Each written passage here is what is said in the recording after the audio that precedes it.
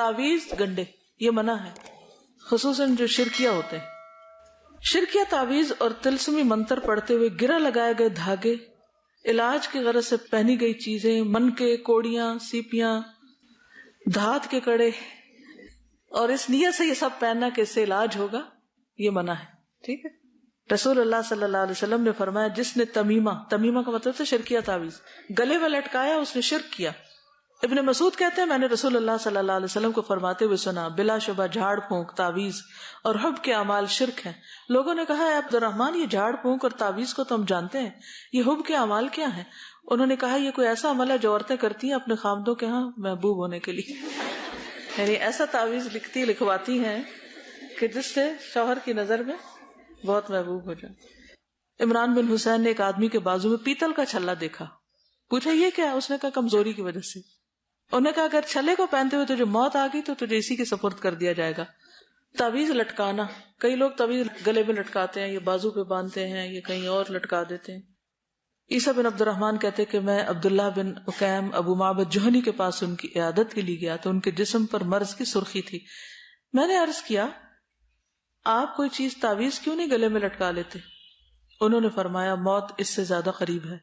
نبی صلی اللہ علیہ وسلم نے فرمایا جس نے کوئی چیز لٹکائی وہ اسی کے سپرد کر دیا گیا. یعنی لٹکانا پسندیدہ نہیں.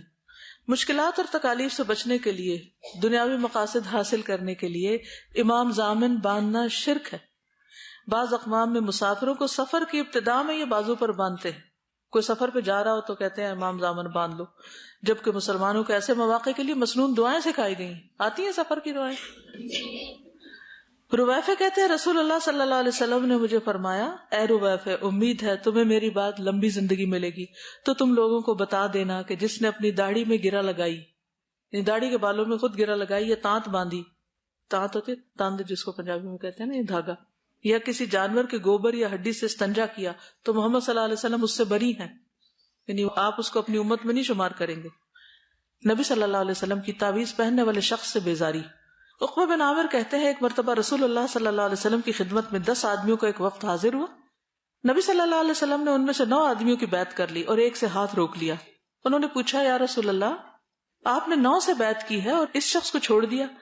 آپ نے فرمایا اس نے تعویذ پہن رکھا ہے. یہ سن کر اس نے گریبان میں ہاتھ ڈال کر اس تعویذ کو ٹکڑے ٹکڑے کر دیا اور نبی صلی اللہ علیہ وسلم نے اس سے بھی بیعت لے لی اور فرمایا جو شخص تعویذ لٹکاتا ہے وہ شرک کرتا ہے. صحابہ کی بیزاری. قیس بن سکن کہتے ہیں عبداللہ بن مسعود نے اپنی بیوی کو دیکھا کہ اس نے سرخ دانوں خسرے کی بیماری کی وجہ سے تعویذ پہنا ہوا ہے تو انہوں نے سختی سے اسے کاٹا اور کہا عبداللہ کی آل شرک سے بیزار ہے.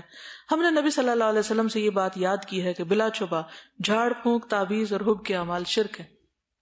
ابن مسعود کی بیوی زینب فرماتی ہے ہمارے یہاں ایک بڑھیا آیا کرتی تھی، وہ سرخ دانوں کی بیماری کا دم کرتی تھی اور ہمارے پاس لمبے پایوں والی ایک چارپائی تھی. عبداللہ جب گھر میں داخل ہوتے پہلے کھانستے آواز دیتے پھر اندر آتے. ایک دن وہ تشریف لائے، جب اس بڑھیا نے ان کی آواز سنی تو چھپ گئی.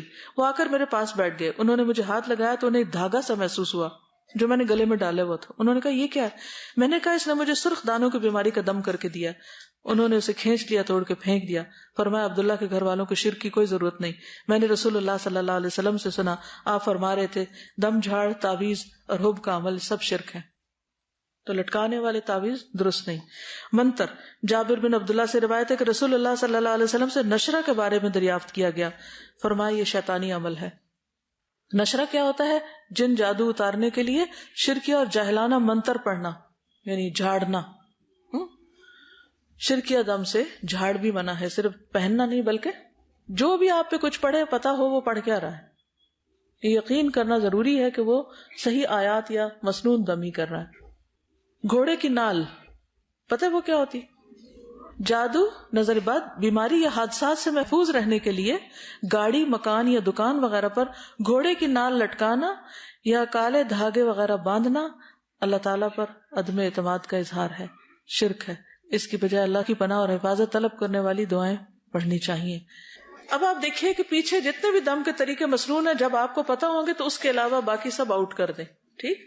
عبداللہ بن مسعود کہتے ہیں میں نے رسول اللہ صلی اللہ علیہ وسلم کو فرماتے ہوئے سنا دم، جھاڑ، گنڈے، منکے، جادو کی چیزیں یا تحریریں شرک ہیں. ان کی اہلیہ نے کہا آپ یہ کیوں کر کہتے ہیں؟ اللہ کی قسم میری آنکھ درد کی وجہ سے گویا نکلی جاتی تھی تو میں فلاں یہودی کے پاس گئی، اس نے مجھے دم کیا.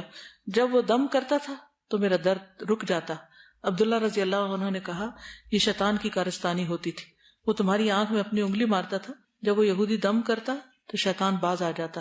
یعنی شیطان جسے اس دن بھی بتایا تھا نا، بعض اوقات ایک دم سوئی چبھتی ہے جسم میں، تو شیطانی کچوکا بھی ہوتا ہے. حالانکہ تمہیں یہی کچھ کہنا تھا جیسا کہ رسول اللہ صلی اللہ علیہ وسلم کہا کرتے تھے، اذهب البأس رب الناس واشف انت الشافی لا شفا الا شفاؤک اشف شفاء لا یغادر سقما.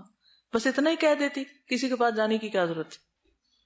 پیدائشی پتھر، مختلف پتھروں کو اپنی تاریخ پیدائش سے منسوب کر کے انہیں بیماریوں کے علاج اور اچھے شگون کے طور پر انگوٹھی میں ڈال کر جڑوا کے پہننا بھی سنت سے ثابت نہیں. یہ چیزیں بھی، کیونکہ پتھر میں کیا رکھا ہے، یعنی کئی لوگ پتھروں کے مختلف ناموں کو ڈیٹ آف برتھ کے ساتھ میچ کرتے ہیں. اس سٹار کے ساتھ یہ پتھر میچ کرتے ہیں، منحوس ہے یہ، اس کے لیے ایسا اور ویسا. کچھ ستاروں کے ساتھ کرتے رہتے ہیں. تو یہ سب شرک کی قسمیں، شرک اصغر ہے. ربیہ کہتے ہیں کہ عمر رضی اللہ عنہ حجر اسود کے پاس آئے، اسے بوسہ دیا اور فرمایا میں خوب جانتا ہوں تو صرف ایک پتھر نہ کسی کو نقصان پہنچا سکتا نہ نفع. تو اس سے کیا دلیل ملتی ہے کہ کوئی پتھر کسی کو نہ فائدہ دے سکتا ہے اور نہ نقصان. اگر میں نبی صلی اللہ علیہ وسلم کو تجھے بوسہ دیتے ہوئے نہ دیکھتا تو میں تمہیں کبھی بوسہ نہ دیتا. رسول اللہ صلی اللہ علیہ وسلم نے فرمایا جس نے برا شگون لیا یا اس کے لیے برا شگون لیا گیا، جس نے کہانت کی یا اس کے لیے کہانت دی گئی، جس نے جادو کیا یا اس کے لیے جادو کیا گیا، وہ ہم میں سے نہیں. ٹھیک ہے، یعنی خود کرنا یا کسی کے لیے کرنا یا جس کے لیے کیا جائے وہ سب اس میں آ جاتے ہیں. نبی صلی اللہ علیہ وسلم نے فرمایا میری امت کے 70,000 لوگ بلا حساب جنت میں جائیں گے. یہ وہ لوگ ہوں گے جو جھاڑ پھونک نہیں کراتے، نہ شگون لیتے اور اپنے رب پر بھروسہ کرتے ہیں.